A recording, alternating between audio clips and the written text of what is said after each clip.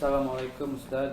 Assalamualaikum warahmatullahi wabarakatuh. Sudah 3 minggu saya tidak sholat berjamaah di masjid karena khawatir dengan penyebaran virus COVID-19. Tetapi masjid di dekat rumah masih mengadakan sholat berjamaah dan sholat Jumat.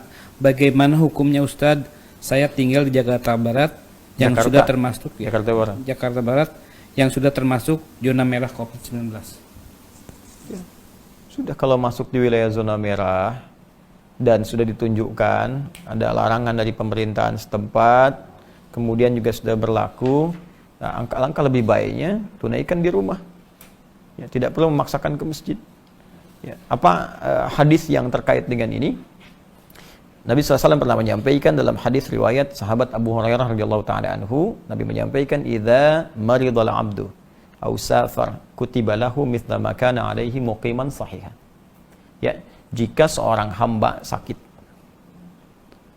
atau sedang dalam perjalanan atau dalam kondisi tidak bisa memungkinkan menunaikan amalan rutinnya karena kondisi tertentu, ya, maka dia mendapatkan pahala yang sama dalam kondisi dia sehat dan mukim walaupun mengerjakan amalan tidak seperti mulanya.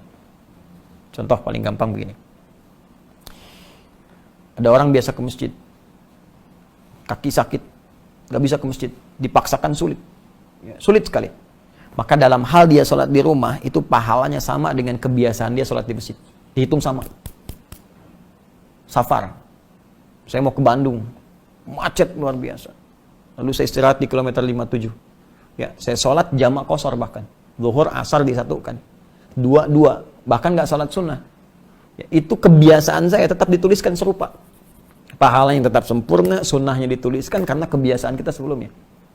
Jadi jangan khawatir kalau ada memang yang sudah terbiasa ke masjid, pasti ada kerinduan, pasti itu.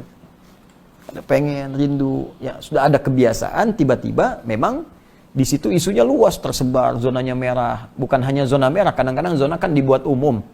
Ya, misalnya sudah ada suspeknya, nggak bisa diprediksi apa seperti apa, dia tunaikan di rumah. Ya, apalagi khawatir. Ya, misalnya kalau ke masjid saya khawatir, ya sudah di rumah. Ya, tapi dalam kondisi ini pun tetap di masjid itu ada yang bertugas untuk adzan, ya, dan yang standar di situ untuk memakmurkan masjidnya. Jadi jangan sampai ada kalimat nutup masjid. Aneh itu. Apalagi minta fatwa, nggak usah puasa misalnya Ramadan. Nah, itu kurang sehat itu. Ya, kebanyakan TikTok. Jadi mohon maaf. Jadi jangan sampai ada kalimat yang keliru. Ini saya perhatikan banyak mufti nih saat ini. Jadi semua orang jadi kayak pada jadi mufti ahli fatwa ini.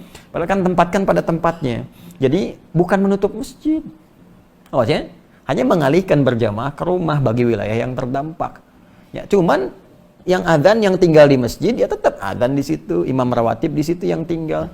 Ya, yang lain di rumah. Kecuali kalau wilayah-wilayah yang zona hijau, yang nggak banyak terdampak, atau misalnya di komplek yang sudah terisolasi, komunikasinya bagus, orang luar nggak boleh masuk, yang di situ saja misalnya yang menunaikan. Prinsipnya berjamaah itu sederhana sih. Orang sakit itu pasti nggak ke masjid.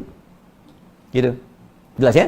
Jadi saya kira sangat jelas. Anda khawatir, Anda tidak perlu ke masjid, tetap tunaikan di rumah. Ya, dan jangan memaksakan kalau nanti tersebar di wilayah itu jadi berbahaya, kecuali dalam kondisi-kondisi yang tadi zona hijau, apalagi misalnya di pedalaman, ya jangankan corona aja ya, misalnya yang lain aja nggak kenal misalnya kan, nggak ketemu, masa mau nutup masjid, kan aneh juga gitu ya. Jadi dilihat daerah-daerahnya dan disesuaikan dengan kondisi di lingkungan kita. Semoga Allah segera mengangkat musibah ini dan kita bisa belajar hikmah yang paling besar dari situ. Ya, sebetulnya begini, kita harus banyak merenung ya. Kenapa Allah sampai mengeluarkan kita dari rumahnya? Antum biasa main ke rumah saya. Saya bilang jangan datang. Lama gitu. Ya. Kira-kira perasaan antum gimana? Hah? Bukan karena kangen, Anda pasti akan bertanya, saya salah apa? Ya. Kamu gak usah ke rumah saya dulu deh. Ya kan? Pasti Anda akan bertanya, saya salah apa? Sekarang Allah lewat fenomena ini meminta kita keluar dari rumahnya. Sebagian tempat, banyak tempat. Jadi orang yang imannya sadar pasti akan bertanya, ya Allah, saya salah apa gitu? Apa yang saya perbuat selama ini? Atau apa yang salah di lingkungan saya?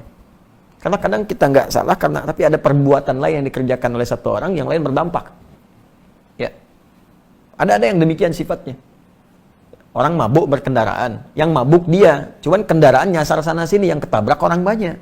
Ya, makanya mabuk dilarang, minuman keras dilarang karena bisa membahayakan orang lain. Ada perbuatan buruk saat dikerjakan orang yang baik bisa terdampak. Zina, makan makanan haram. Memang ente yang zina, ya, tapi perbuatan Anda itu bisa berdampak kepada banyak orang. Jangan katakan emansipasi ini sampai bangga, sampai menyampaikan di media, saya punya anak hasil ini begini begitu. Anda yang melakukan, tapi hasil Anda itu berdampak buruk bagi yang lain. Makanya saya pikir ini waktu yang pantas untuk bertobat untuk kita semua. Ya, malam bangun. Minimal satu-satu di antara kita itu bertobat, minta sama Allah, minta ampun, ya Allah ampuni saya. Ya, jangan berpikir tentang kiamat yang besar gitu. Kiamat kecil saja belum tentu kita siap. Kiamat kecil itu kematian. Itu kiamat kita. Dan belum tentu semua orang siap menghadapi itu. Karena itu duduk. Ini Allah sudah sangat sayang kepada kita mengingatkan. Ada yang salah, cepat perbaiki. Ya, tata kembali, pelajari apa yang salah selama ini. Ini kan dengan musibah itu kadang tampak segala hal yang bisa diperbaiki. Genteng bocor. Begitu kita lihat bocor di atas, kan ketahuan apa yang salah nih selama ini.